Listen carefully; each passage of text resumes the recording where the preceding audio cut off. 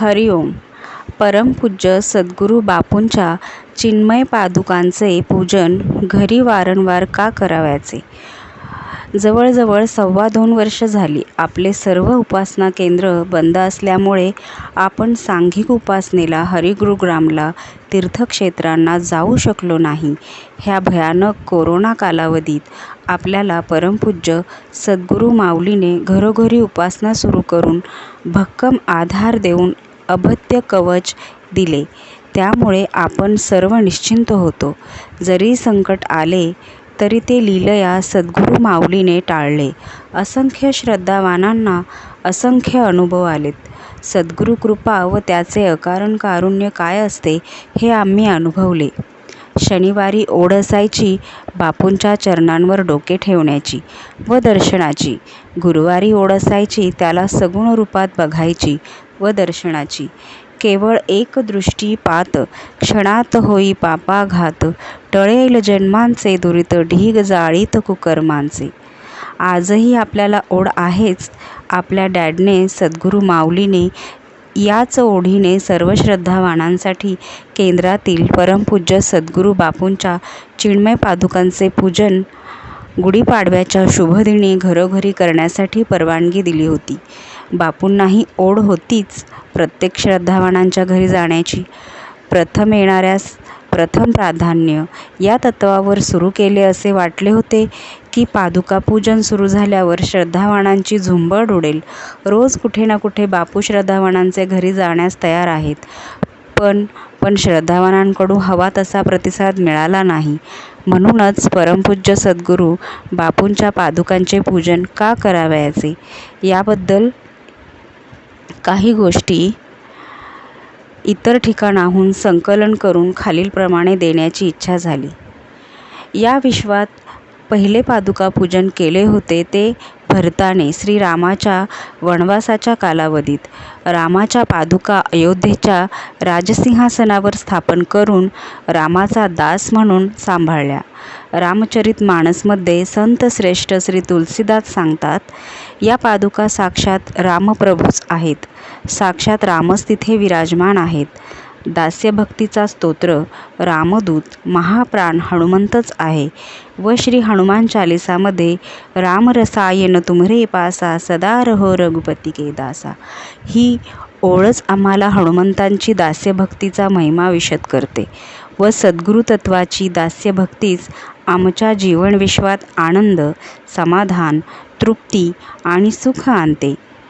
गुरुगीतेमध्ये ध्यानमूलं गुरुमूर्तिः, पूजामूलं गुरुरः, पद्ममंत्रमूलं गुरुवाक्यं, मोक्षमूलं गुरुः कृपा असे स्पष्टपणे म्हटले आहे. श्री सद्गुरू भक्तिमार्गात पादुकांना अनन्यसाधारण महत्त्व आहे. सद्गुरूंच्या पादुका श्रद्धावानास पैलतीरी नेणाऱ्या असल्यामुळे त्यांना तारक आणि पारक म्हटले जाते. सद्गुरू पादुका आणि सद्गुरू चरण यात नाही भिन्नपण. परमपूज्य सद्गुरू बापूंच्या पादुका आपल्या घरी येतात तेव्हा साक्षात परमेश्वर, आपले डॅड, आपली सद्गुरू माऊलीच आपल्या घरी येते. जेव्हा आपण पादुकांवर आपले मस्तक ठेवून दर्शन घेतो तेव्हा आपल्याला ऊर्जा, स्तोत्र, पॉझिटिव्ह स्पंदने, चैतन्य, भक्ती, विश्वास यांची वृद्धी होऊन ते प्राप्त होतात. बापूंचे चरण पादुका म्हणजे एक भक्तीचे तर दुसरे सेवेचे, एक श्रद्धेचे तर दुसरे सबुरीचे, एक शिव तर दुसरे शक्ती यांचे प्रतीक, एक आध्यात्मिक तर दुसरे विज्ञानाचे. आम्ही बापूंच्या चरणांना, पादुकांना मस्तकावर घेऊन सर्व घर दाखवतो तेव्हा बापू आपल्या वास्तूतील वाईट शक्ती, वाईट स्पंदने, सर्व अशुभ गोष्टींचा नाश करून वास्तू शुद्ध करून देतात. एकदा आपल्या घरी परमपूज्य सद्गुरूंचे पादुका पूजन केले की आपल्याला वास्तुशांतीसुद्धा नाही केली तरीही चालते. आपल्याला आपल्या बापूंशी मनसोक्त गप्पा मारता येतात. आपण त्याला त्याच्या आवडीचे हवे ते खायला देऊ शकतो व तोही प्रेमाने, भक्ताने प्रेमाने केलेले लाड स्वीकारतो. देवभावाचा भुकेला.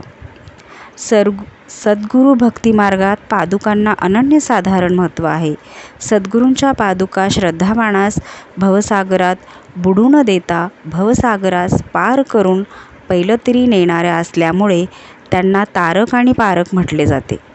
सद्गुरू भक्तांसाठी पादुकापूजन अर्थात दास्यभक्ती हा सद्गुरूला आपल्या जीवनविश्वाच्या केंद्रस्थानी विराजमान करून जीवनात यश, पराक्रम, आनंद, सुख, समाधान, तृप्ती, स्थैर्य आणणारा सोपा, सहज, सुंदर मार्ग आहे. मोठी आई श्री दत्तगुरू व त्रिनाथांच्या कृपेने आपणास पादुकापूजन करण्याची मिळालेली ही सुवर्ण संधीच आहे. हे आमचे नाथसंवेदच आहे.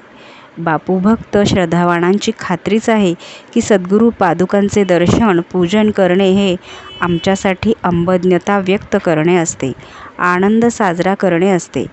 पादुका पूजन करण्याने माझ्याकडून निष्पाप सद्गुरू भक्ती करून घेऊन माझ्या अंबज्ञतेतून फुललेली निखळ सद्गुरू भक्तीची ती फुले चंडिका कुलाच्या त्रिनाथाच्या सद्गुरूंच्या चरणी अर्पण करण्याचा मार्ग दाखवून अर्पण करण्याचे सामर्थ्य देतात.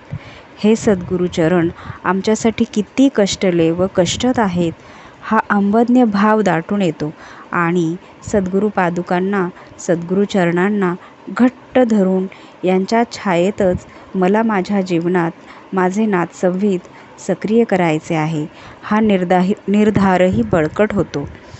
सद्गुरू पादुकांच्या सानिध्यात आमच्या मनात, अंतःकरणात सद्गुरू प्रेम दाटून येते. सद्गुरू पादुका आगमनाचा आनंद, सद्गुरू सानिध्य लाभ अखंड. आद्य पिपादा आम्हाला सांगतायत पादुका म्हणून ह्या कैशा दिसती चक्रपाणी उभे.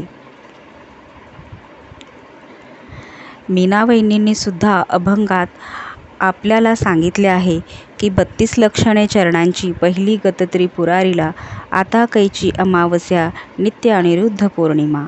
मीनावहिनींची पूर्वसंचित पुण्याई म्हणूनच बापूंचे चरणात 32 लक्षणे दिसली होती त्रिपुरारीला व ही फक्त त्यांचीच इच्छा होती म्हणूनच. असेच श्री भालका या भक्तास देवाच्या म्हणजेच सोमनाथ चरणांवरील 32 लक्षणांचे दर्शन झाले होते. सर्व श्रद्धावानांसाठी या कलियुगात सहज, सोपा, सुंदर मार्ग आहे तो म्हणजे सद्गुरू पादुका पूजनाचा मार्ग. सध्या परमपूज्य सद्गुरू बापूंचे चरण सर्व श्रद्धावानांनी पादुका पूजन करायला सुरुवात करावी अशी अपेक्षा आहे. प्रत्येक श्रद्धावानांकडे बापूंना यायची इच्छा आहे. 2.25 वर्षापासून आम्ही या पादुका पूजनासाठी वंचित होतो. ती संधी दवडू नका. मग आम्ही मागे का राहतो आहोत? त्याला काहीही नको आहे. मग जो गाई वाडे कोडे माझे चरित्र माझे पवाडे, तयाची या मी मागे पुढे चोहीकडे उभाची. देव भावाचा भुकेला आहे. फक्त लाल व पिवळ्या अक्षतांनी सुद्धा मी पादुका पूजन करू शकतो. प्रेमाने केलेली प्रत्येक गोष्ट त्याला आवडते. आपल्या सर्वांचा लाडका डॅड आपल्या सर्वांच्या घरी यायला आणि आपल्या लेकरांना कवेत घ्यायला दोन्ही हात पसरून उभा आहे. आता काय करायचे ते ठरवा. हरिओम श्रीराम अंबज्ञ नाथ संवित नाथ संवित नाथ संवित.